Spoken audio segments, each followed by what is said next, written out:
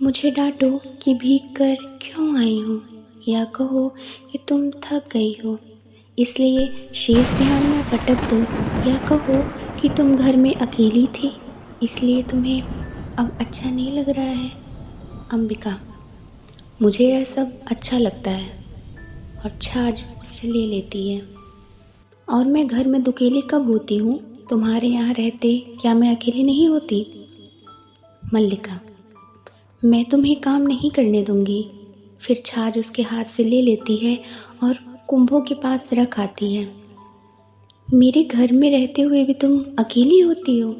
कभी तो मेरी भर्त्सना करती हो कि मैं घर में रहकर तुम्हारे सब कामों में बाधा डालती हूँ, और कभी कहती हो, पीठ के पीछे से उसके गले में बाहें डाल देती है। मुझे बताओ ना, तुम इतनी गंभीर क्यों हो? अंबिका, दूध हटा दिया है, शर्करा मिला लो और पी लो। मल्लिका, नहीं, तुम पहले बताओ। अंबिका, और जाकर थोड़ी देर तल्प पर विश्राम कर लो, मुझे अभी। मल्लिका, नहीं माँ, विश्राम नहीं करना है। थकी कहाँ हूँ जो विश्राम करूँ। मुझे तो अभी अपने में बरसती बूंदों के पुलक का अनुभव हो रहा है। रोम अभी तक सींच रहे हैं। तुम बताती क्यों नहीं हो? ऐसे करोगी तो मैं भी तुमसे बात नहीं करूँगी। अंबिका कुछ न कहकर आंचल से आंखें पोंछती है और उसे पीछे से हटाकर पास की चौकी पर बिठा देती है। मल्लिका क्षण भर चुपचाप उसकी ओर देखती रहती है। क्या हुआ है माँ, तुम रो क्यों रही हो? अंबिका, कुछ नहीं मल्लिका, कभी बैठे बैठे मन उदास हो जाता है। मल्लिका, बैठे बैठे मन उदास हो जाता है, परंतु बैठे बैठे रोया तो नहीं जाता। तुम्हें मेरी सौगंध है माँ, जो मुझे नहीं बताओ। दूर कुछ कोलाहल और घोड़ों की टापों का शब्द सुनाई देता है। अंबिका उठकर झरोखे के पास चली जाती है। मल्लिका क्षण भर बैठी रहती है, फिर वह भी जाकर झरोखे से देखने लगती है।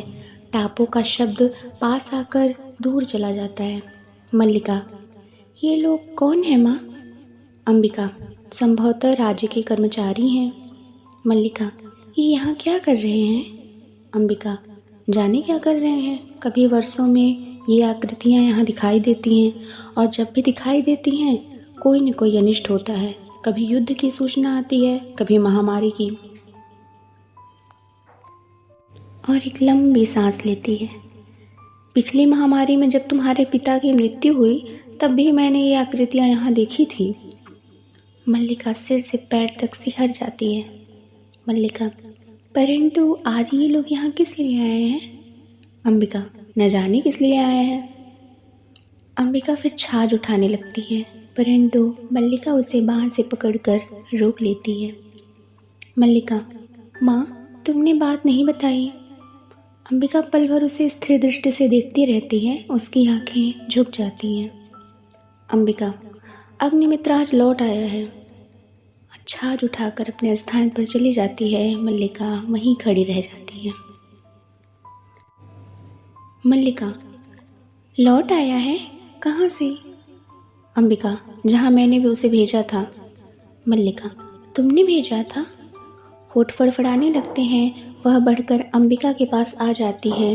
किंतु मैंने तुमसे कहा था, अग्निमित्र को कहीं भी भेजने की आवश्यकता नहीं है। क्रमशः स्वर में और उत्तेजना सी आ जाती है। तुम जानती हो मैं विवाह नहीं करना चाहती, फिर उसके लिए प्रयत्न क्यों करती हो? तुम समझती हो मैं निरर्थक प्रलाप करती हूँ? अंबिका धान को मुट्ठी में ले लेकर जैसे मसलती हुई छाछ में गिराने लगती है। अंबिका, मैं देख रही हूँ तुम्हारी बात ही सच होने जा रही है। अग्निमित्र संदेश लाया है कि वे लोग इस संबंध के लिए प्रस्तुत नहीं हैं। कहते हैं। मल्लिका, क्या कहते हैं? क्या अधिकार है उन्हें कुछ भी कहने का? मल्लिका का जीवन उसकी अपनी संपत्ति है। वह उसे नष्ट करना चाहती है तो किसी को उस पर आलोचना करने का क्या अधिकार है? अंबिका, मैं कब कहती हूँ मुझे अधिकार है? मल्लिका सिर झटककर अपनी उत्तेजना को दबाने का प्रयत्न करती है। मल्लिका, मैं तुम्हारे अधिकार की बात नहीं कह रही। अंबिका, तुम ना कहो, मैं कह रही हूँ, आज तुम्हारा जीवन तुम्हारी संपत्ति है, मेरा तुम पर कोई अधिकार नहीं है। और मल्लिका पास की चौकी पर बैठकर उसके कंधे पर हाथ रख देती है। मल्लिका, ऐसा क्यों कहती हो? तुम मुझे समझने का प्रयत्न क्यों नहीं करती? अंबिका उसका हाथ कंधे से हटा देती है। अंबिका, मैं जानती हूँ तुम पर आज अपना अधिकार भी नहीं है, किंतु इतना बड़ा अपवाद मुझसे सहा नहीं जाता। मल्लिका बाहें घुटनों पर रखकर उन पर सिर टिका लेती है। मल्लिका, मैं जानती हूँ माँ, अपवाद होता है, तुम्हारे दुख की बात भी मैं जानती हूँ, फिर भी मुझे अपराध का अनुभव नहीं होता। मैंने भावना में एक भावना का वर्ण किया है। मेरे लिए वह सब संबंधों और सभी संबंध से बड़ा है। मैं वास्तव में अपनी भावना से प्रेम करती हूँ, जो पवित्र है, कोमल है, अनश्वर है। अंबिका के चेहरे पर रेखाएं खिंच जाती हैं। अंबिका, और मुझे ऐसी भावना से वितृष्णा होती है, पवित्र, कोमल और अनश्वर। मल्लिका, माँ, तुम मुझ पर विश्वास क्यों नहीं करती? अंबिका, तुम जिसे भावना कहती हो वह केवल छलना और आत्म प्रवंचना है। भावना में भावना का वर्ण किया है। मैं पूछती हूँ, भावना में भावना का वर्ण क्या होता है? उससे जीवन की आवश्यकताएं किस तरह पूरी होती हैं? भावना में भावना का वर्ण। मल्लिका क्षणभर छत की ओर देखती रहती है। मल्लिका, जीवन की स्थूल आवश्यकताएं ही तो सब कुछ नहीं है माँ, उसके अतिरिक्त और भी तो बहुत कुछ है। अंबिका फिर धान फटकने लगती है। अंबिका, होगा, मैं नहीं जानती। मल्लिका कुछ क्षण अंबिका की ओर देखती रहती है। मल्लिका, सच तो यह है माँ कि ग्राम के अन्य व्यक्तियों की तरह तुम भी उन्हें संदेह और वितृष्णा की दृष्टि से ही देखती हो। अंबिका, ग्राम के अन्य लोग उसे उतना नहीं जानते जितना मैं जानती हूँ। क्षण भर दोनों की आंखें मिली रहती हैं। मैं उससे घृणा करती हूँ। मल्लिका के चेहरे पर व्यथा, आवेश तथा विवशता की रेखाएं एक साथ खिंच जाती हैं। मल्लिका, माँ। अंबिका, अन्य लोगों को उससे क्या प्रयोजन है, परंतु मुझे है। उसके प्रभाव से मेरा घर नष्ट हो रहा है। ड्योढ़ी की ओर से कालिदास के शब्द सुनाई देने लगते हैं। अंबिका के माथे की रेखाएं गहरी हो जाती हैं। वह छाछ लिए उठ खड़ी होती है, क्षण भर ड्योढ़ी की ओर देखती रहती है, फिर अंदर को चल देती है। मल्लिका, ठहरो माँ, तुम क्यों चल दी? अंबिका, माँ का जीवन भावना नहीं, कर्म है। उसे घर में बहुत कुछ करना है। चली जाती है। कालिदास एक हरिण शावक को बाहों में लिए पुचकारता हुआ आता है। हरिण शावक के शरीर से लहू टपक रहा है। कालिदास, हम जिएंगे हरिण शावक, जिएंगे ना? एक बार से आहत होकर हम प्राण नहीं देंगे। हमारा शरीर कोमल है तो क्या हुआ, हम पीड़ा सह सकते हैं। एक बार प्राण ले सकता है तो उंगलियों का कोमल स्पर्श प्राण दे भी सकता है। हमें नए प्राण मिल जाएंगे। हम कोमल आस्तरण पर विश्राम करेंगे। हमारे अंगों पर घृत का लेप होगा। कल हम फिर वनस्थली में घूमेंगे, कोमल दूर्वा खाएंगे ना? मल्लिका अपने को सहेज कर द्वार की ओर जाती है। मल्लिका, यह आहत हरिण शावक, यहाँ ऐसा कौन व्यक्ति है जिसने इसे आहत किया है? क्या दक्षिण की तरह यहाँ भी? कालिदास, आज ग्राम प्रदेश में कई नई आकृतियाँ देख रहा हूँ। झरोखे के पास जाकर आसन पर बैठ जाता है। राज्य के कुछ कर्मचारी आए हैं। हरिण शावक को वक्ष से सटाकर थपथपाने लगता है। हम सोएंगे?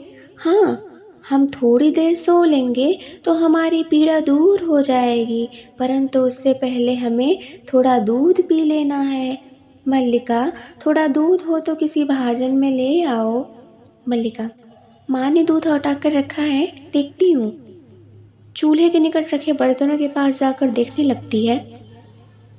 अभी अभी 2-3 राजकर्मचारियों को हमने घोड़ों पर जाते देखा है। माँ कहती है कि जब भी ये लोग आते हैं कोई न कोई अनिष्ट होता है। वर्षा के रोमांच के बाद मुझे यह सब बहुत विचित्र लगा। दूध का बर्तन उठाकर दूध खुले बर्तन में उड़ेलने लगती है। माँ आज बहुत रुष्ट है। कालिदास हरिण शावक को बाहों में झुलाने लगता है। कालिदास, हम पहले से सुखी हैं, हमारी पीड़ा धीरे धीरे दूर हो रही है, हम स्वस्थ हो रहे हैं। न जाने इसके रूई जैसे कोमल शरीर पर उससे बाढ़ छोड़ते बना कैसे। यह कुलांच भरता मेरी गोद में आ गिरा। मैंने कहा, तुझे वहाँ ले चलता हूँ जहाँ तुझे अपनी माँ की सी आँखें और उसका ही स्नेह मिलेगा। मल्लिका की ओर देखता है। मल्लिका दूध लिए पास आ जाती है। मल्लिका, सच माँ आज बहुत रुष्ट है। माँ को अनुमान हो गया कि मैं वर्षा में तुम्हारे साथ थी, नहीं तो इस तरह भीग कर ना आती। माँ को अपवाद की बहुत चिंता रहती है। कालिदास, दूध मुझे दे दो और उसे बाहों में ले लो।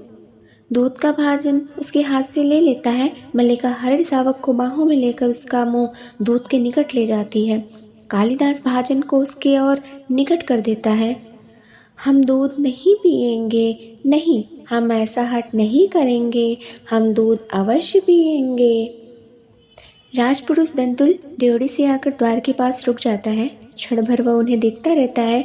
कालिदास हरिण का मुंह दूध से मिला देता है। ऐसे ऐसे दंतुल बढ़कर उसके निकट आता है।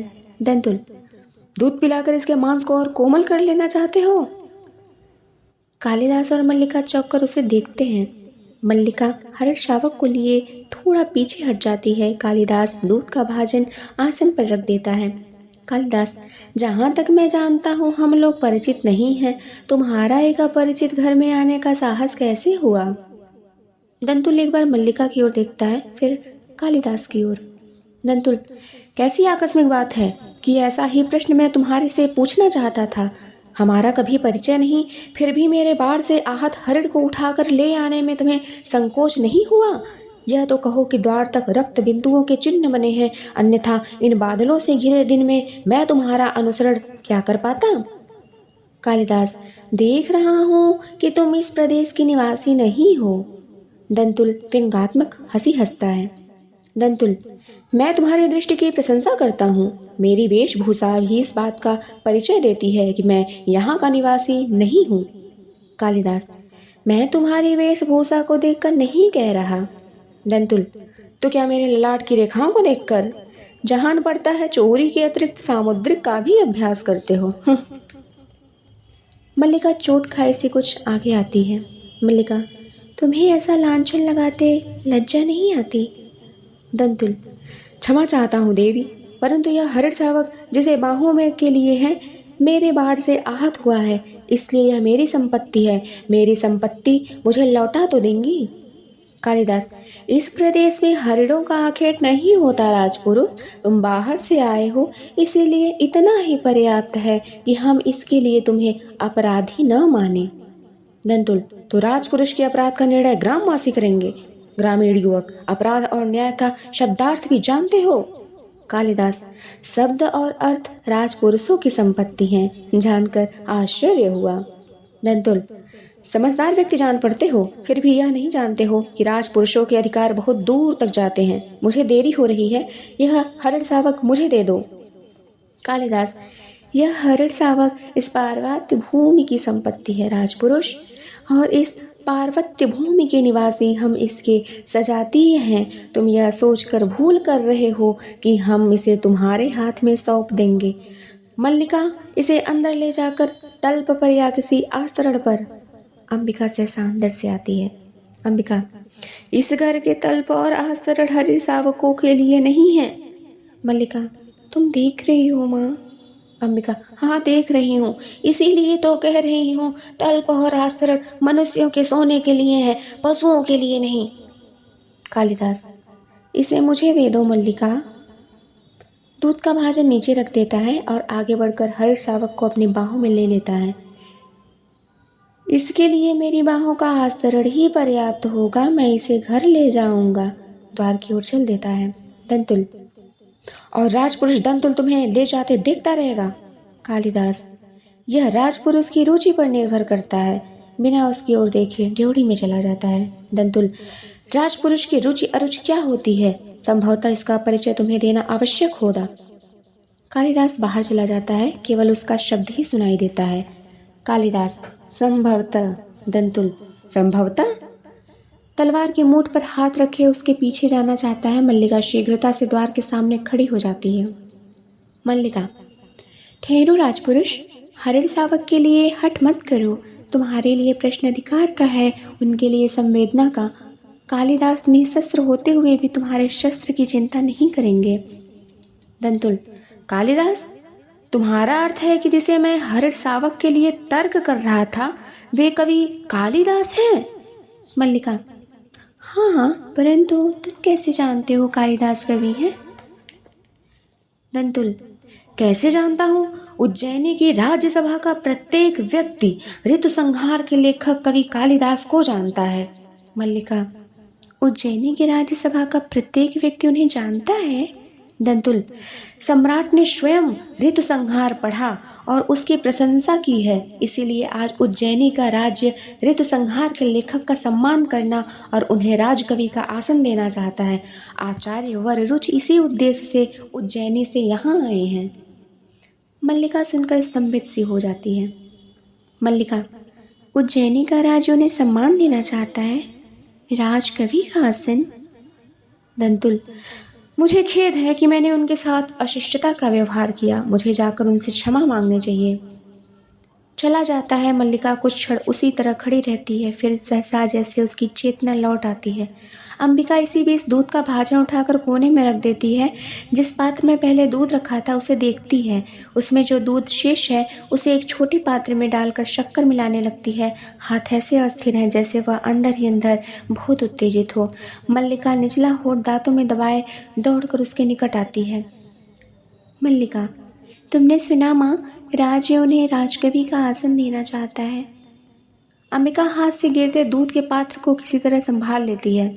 अंबिका, गीले वस्त्र मैंने सूखने के लिए फैला दिए हैं, थोड़ा सा दूध शेष है, इसमें शर्करा मिला दी है। मल्लिका, तुमने सुना नहीं माँ, राजपुरुष क्या कह रहा था?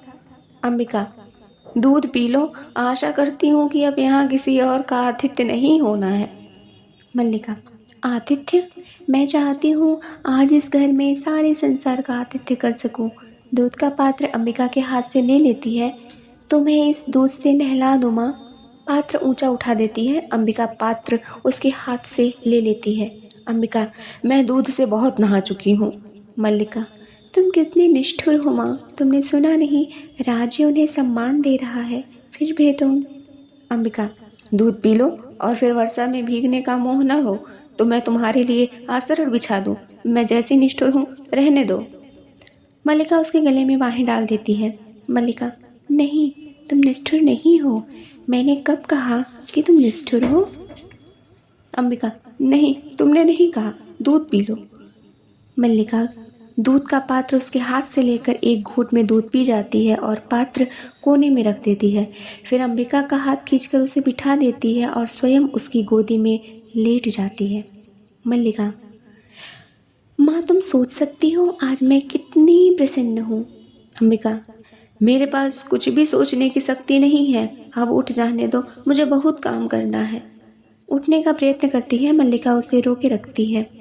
मल्लिका, नहीं, उठो नहीं, इसी तरह बैठी रहो माँ, राज्य उन्हें सम्मान दे रहा है माँ, उन्हें राजकवि का आसन प्राप्त होगा।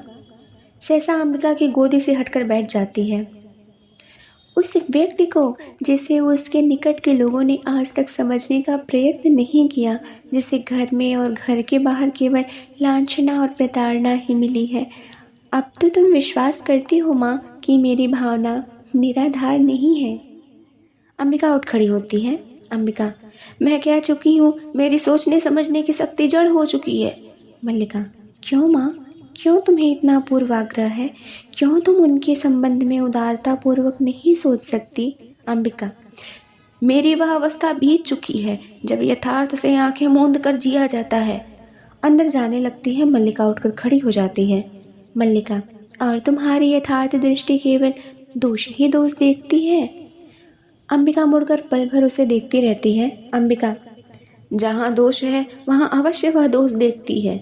मल्लिका, उनमें तुम्हें क्या क्या दोष दिखाई देता है? अंबिका, वह व्यक्ति आत्म सीमित है, संसार में अपने सिवा उसे और किसी का मोह नहीं है। मल्लिका, इसीलिए कि वे मातुल की गौ में ना हाँक कर बादलों में खोए रहते हैं। अंबिका, मुझे मातुल से और उसकी गौओं से प्रयोजन नहीं है, मैं केवल अपने आप घर को देखकर कहती हूँ। मल्लिका, बैठ जाओ माँ। अंबिका को हाथ से पकड़कर झरोखे के पास आसन पर ले जाती है। मैं तुम्हारी बात समझना चाहती हूँ। अंबिका, मैं भी चाहती हूँ कि तुम आज समझ लो। तुम कहती हो तुम्हारा उससे भावना का संबंध है, वह भावना क्या है? मल्लिका, मैं उसे कोई नाम नहीं देती और अंबिका के पैरों के पास बैठ जाती है। अंबिका, परंतु लोग उसे नाम देते हैं। यदि वास्तव में उसका तुमसे भावना का संबंध है तो वह क्यों तुमसे विवाह नहीं करना चाहता? मल्लिका, तुम उनके प्रति सदा अनुदार रही हो माँ। तुम जानती हो उनका जीवन किन परिस्थितियों और कैसी विडंबना में बीता है। मातुल के घर में उनकी क्या दशा रही है। उस साधनहीन और अभावग्रस्त जीवन में विवाह की कल्पना ही कैसे की जा सकती थी। अंबिका, और अब जबकि उसका जीवन साधनहीन और अभावग्रस्त नहीं रहेगा? मल्लिका कुछ क्षण चुप रहकर अपने पैरों को देखती रहती है। किसी संबंध से बचने के लिए अभाव जितना बड़ा कारण होता है, अभाव की पूर्ति उससे बड़ा कारण बन जाती है। मल्लिका, यह तुम्हारी नहीं विलोम की भाषा है। अंबिका, मैं ऐसे व्यक्ति को अच्छी तरह समझती हूँ। तुम्हारे साथ उसका इतना ही संबंध है कि तुम एक उपादान हो जिसके आश्रय से वह अपने प्रेम कर सकता है, अपने से प्रेम कर सकता है, अपने पर गर्व कर सकता है। परंतु तुम क्या सजीव व्यक्ति नहीं हो? तुम्हारा उसका या तुम्हारा कोई कर्तव्य नहीं है? कल तुम्हारी माँ का शरीर नहीं रहेगा और घर में एक समय के भोजन की व्यवस्था भी नहीं होगी, तो जो प्रश्न तुम्हारे सामने उपस्थित होगा उसका तुम क्या उत्तर दोगी? तुम्हारी भावना उस प्रश्न का समाधान कर देगी। फिर कह दो यह मेरी नहीं विलोम की भाषा है। मल्लिका सिर झुकाए कुछ क्षण चुप बैठी रहती है, फिर अंबिका की ओर देखकर कहती है। मल्लिका, माँ, आज तक किसी का जीवन किसी तरह बीता ही है, आगे भी बीत ही जाएगा। आज जब उसका जीवन एक नई दिशा ग्रहण कर रहा है तो उनके सामने अपने स्वार्थ की घोषणा नहीं करना चाहती। बाहर से मातुल के शब्द सुनाई देने लगते हैं। मातुल, अंबिका, अंबिका, घर में हो कि नहीं? अंबिका और मल्लिका ड्योढ़ी की ओर देखती हैं। मातुल अस्त व्यस्त सा आता है। मातुल, हो, घर में ही हो। मैं आज सारे ग्राम में घोषणा करने जा रहा हूँ कि मेरा इस कालिदास नामधारी जीव से कोई संबंध नहीं है। मल्लिका, क्या हुआ है यार मातुल? मातुल, मैंने इसे पाला पोसा, इतना बड़ा किया, क्या इसी दिन के लिए कि यह इस तरह कुलद्रोही बने? मल्लिका, परंतु उन्हें तो सुना है राज्य की ओर से सम्मानित किया जा रहा है। उज्जैनी से कोई आचार्य आए हैं। मातुल, यही तो कह रहा हूँ, उज्जैनी से कोई आचार्य आए हैं। मल्लिका, परंतु आप तो कह रहे हैं। मातुल, मैं ठीक कह रहा हूँ, आचार्य कल ही इसे अपने साथ उज्जैनी ले जाना चाहते हैं। मल्लिका, किंतु? मातुल, 2 रथवाह और 4 अश्वारोही उसके साथ हैं। मैं तुमसे नहीं कहता था अंबिका कि हमारे प्रपितामह के एक दौहित्र का पुत्र गुप्त राज्य की ओर से शकों से युद्ध कर चुका है। अंबिका, तुम अपने भाग्ने की बात कर रहे थे। मातुल, उसी की बात कर रहा हूँ अंबिका। तुम समझो कि एक तरह से राज्य की ओर से हमारे वंश का सम्मान किया जा रहा है। वे वंशावतंस कहते हैं। मुझे यह सम्मान नहीं चाहिए। मल्लिका सहसा उठकर खड़ी हो जाती है। मैं राजकीय मुद्राओं से कृत होने के लिए नहीं हूँ। उत्तेजना में एक कोने से दूसरे कोने तक टहलने लगता है। मल्लिका कुछ क्षण विस्मित सी खड़ी रहती है। मल्लिका, मेरे राजकीय सम्मान को स्वीकार नहीं करना चाहते? मातुल, मेरी समझ में नहीं आता, इसमें क्रय विक्रय की क्या बात है? सम्मान मिलता है तो ग्रहण करो, नहीं कविता का मूल्य ही क्या है? मल्लिका, कविता का कुछ मूल्य है आर्य मातुल, तभी तो सम्मान का भी मूल्य है। मैं समझती हूँ कि उनके हृदय में यह सम्मान कहाँ चुभता है। अंबिका कुछ सोचती सी अपने अंशों को उंगलियों में मसलने लगती है। अंबिका, मैं तुम्हें विश्वास दिलाती हूँ कि वह उज्जैनी अवश्य जाएगा। मातुल उसी तरह टहलता रहता है। मातुल, अवश्य जाएगा? वे लोग इसी के अनुचर हैं जो अभी स्तुति करके इसे ले जाएंगे। अंबिका, सम्मान प्राप्त होने पर सम्मान के प्रति प्रकट की गई उदासीनता व्यक्ति के महत्व को बढ़ा देती है। तुम्हें प्रसन्न होना चाहिए कि तुम्हारा भाग्ने लोक नीति में भी निष्णात है। मातुल सहसा रुक जाता है। मातुल, यह लोक नीति है तो मैं कहूँगा कि लोक नीति और मूर्ख नीति दोनों का एक ही अर्थ है। फिर टहलने लगता है। जो व्यक्ति कुछ देता है, धन हो या सम्मान हो, वह अपना मन बदल भी सकता है और बदल गया तो बदल गया। फिर रुक जाता है। तुम सोचो कि सम्राट रुष्ट भी तो हो सकते हैं। एक साधारण कवि ने उनका सम्मान नहीं स्वीकार किया। निक्षेप बाहर से आता है। निक्षेप, मातुल, आप अभी तक यहाँ हैं और आचार्य आपकी प्रतीक्षा कर रहे हैं। मातुल, और तुम यहाँ क्या कर रहे हो? मैंने तुमसे नहीं कहा था कि जब तक मैं लौट कर ना आऊँ तुम आचार्य के पास ही रहना? निक्षेप, परंतु यह भी तो कहा था कि आचार्य विश्राम कर चुके हों तो तुरंत आपको सूचना दे दूँ। मातुल, यह भी कहा था, किंतु वह भी तो कहा था। यह कहा तुम्हारे समझ में आ गया और वह कहा नहीं आया। निक्षेप, किंतु मातुल। मातुल, किंतु क्या? मातुल मूर्ख है। बताओ, तुम मुझे मूर्ख समझते हो? बताओ। निक्षेप, नहीं मातुल। मातुल, मैं मूर्ख नहीं तो निश्चय ही तुम मूर्ख हो। आचार्य ने क्या कहा है? निक्षेप, उन्होंने कहा है कि वे आपके साथ इस सारे ग्राम प्रदेश में घूमना चाहते हैं। मातुल के मुख पर गर्व की रेखाएं प्रकट होती हैं। जिस प्रदेश ने कालिदास की कविता को जन्म दिया है। मातुल के मुख की रेखाएं वितृष्णा की रेखाओं में बदल जाती हैं। मातुल, कालिदास की कविता। फिर टहलने लगता है। न जाने इतने बड़े आचार्य को इसकी कविता में क्या विशेषता दिखाई देती है। रुककर अंबिका की ओर देखता है। इस व्यक्ति को सामान्य लोक व्यवहार तक का तो ज्ञान ही नहीं है और तुम लोकनीति की बात कहती हो। आप एक हरिण शावक को गोदी में लिए घर की ओर आ रहे थे। सौभाग्यवश मैंने बाहर देख ही लिया। मैंने प्रार्थना की कि कवि कुलगुरु यह समय इस रूप में घर में जाने का नहीं है। उज्जैनी से एक बहुत बड़े आचार्य आए हैं। आप सुनते ही लौट पड़े जैसे रास्ते में सांप देख लिया हो। मल्लिका अंबिका के पास आसन पर बैठ जाती है। मातुल फिर टहलने लगता है। अंबिका, मल्लिका, मातुल के लिए अंदर से आसन ला दो। मल्लिका उठने लगती है परंतु मातुल उसे रोक देता है। मातुल, नहीं, मुझे आसन नहीं चाहिए। आचार्य मेरी प्रतीक्षा कर रहे हैं। निक्षेप अंबिका की ओर देखकर मुस्कुराता है। मातुल कोने तक जाकर लौटता है। मैंने कहा, कविवर्य आचार्य आपको साथ उज्जैनी ले जाने के लिए आए हैं। राज्यसभा की ओर से आपका सम्मान होगा। रुक जाता है। सुनकर रुके। रुककर जलते अंगारे की सी दृष्टि में मुझे देखा। मैं राजकीय मुद्राओं से कृत होने के लिए नहीं हूँ। ऐसे कहा जैसे राजकीय मुद्राएं आपके विरह में घुली जा रही हूँ और चल दिए। मेरे लिए धर्म संकट खड़ा हो गया कि अनुनय करता हुआ आपके पीछे पीछे जाऊं या अभ्यागतों को देखूं। अब इस निक्षेप से आचार्य के पास बैठने को कहकर आया था और यह धुरीहीन चक्र की तरह मेरे पीछे पीछे चला आया है। निक्षेप, किंतु मातुल, मैं तो समाचार देने के लिए आया था कि। मातुल, और मैं समाचार देने के लिए तुमसे धन्यवाद कहता हूँ। बहुत अच्छा किया। अभ्यागत वहाँ बैठे रहे और आप समाचार देने यहाँ चले आए हैं। अब इतना कीजिए कि वे कवि कुल शिरोमणि जहाँ भी हो उन्हें ढूंढ कर ले आइए। मैदान की ओर चल देता है। मेरा कर्तव्य कहता है जैसे भी हो उसे आचार्य के सामने प्रस्तुत करो और मन कहता है कि उसे जहाँ देखूं वहीं से चोटी पकड़कर चला जाता है।